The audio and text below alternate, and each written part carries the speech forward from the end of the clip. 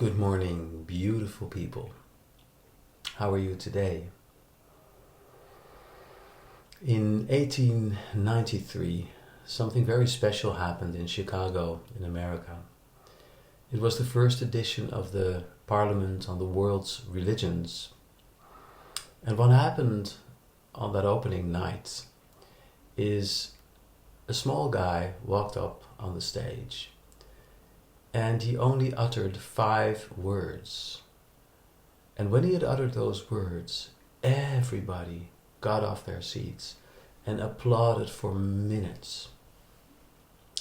And the only thing that Swami Vivekananda had said was, "Brothers and sisters of America." And why people reacted in such an ecstatic way is, I think, because many of them for the first time saw a universal being. Swami Vivekananda didn't come to America to promote his own religion or to say that other religions were not good.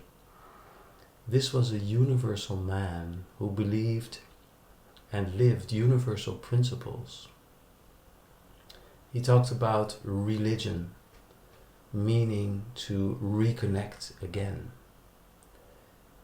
And sometimes I wish Swami Vivekananda could step on the world stage, or somebody like him, who has the broad vision to step out of everything that divides us.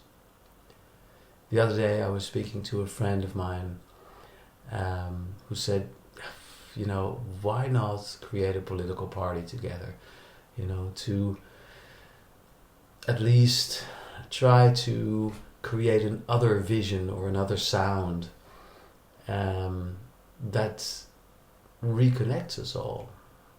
A universal message instead of a message where everybody is being separated in their own visions and constantly fighting with one another. And he said, let's call it the party of the heart. And yesterday when I was sort of thinking about, going into politics, is that something I would want to do? I thought, party of the people, that would also be a nice title, party of the people. Because, at the end of the day, we are all people. And there's so much more that unites us than divides us. And if only we could sometimes step back, and look at this universal game we are in, and then realize what really unites us, what can bring us together. It's an interesting question, right? What can bring us together? And a few years ago, I read a column in the Times, the British Times, and the guy who wrote the column was sort of in the same position that I was yesterday, sort of so fed up with all these politicians fighting and creating all these new rules and regulations, and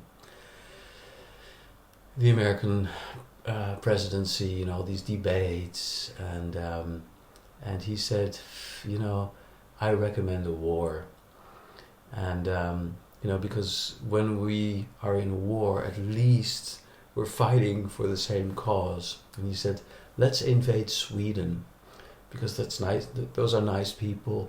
They probably won't hit back so hard, and but at least we will be sort of united, one front.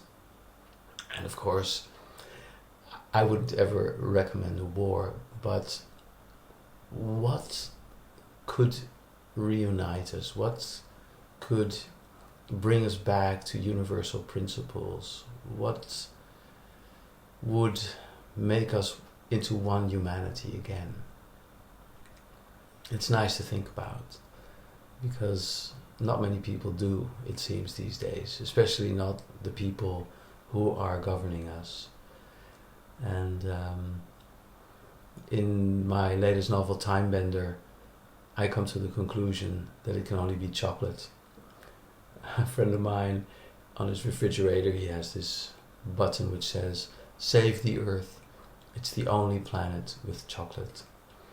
And maybe that is what can bring us together. I mean, imagine a world without chocolate. Imagine a universe without chocolate. Oof, right? So, let's save the earth, the only planet with chocolate. Have a beautiful day. Eat a lot of chocolate. Be happy. This is Tijn from Amsterdam. And thank you very much for being here.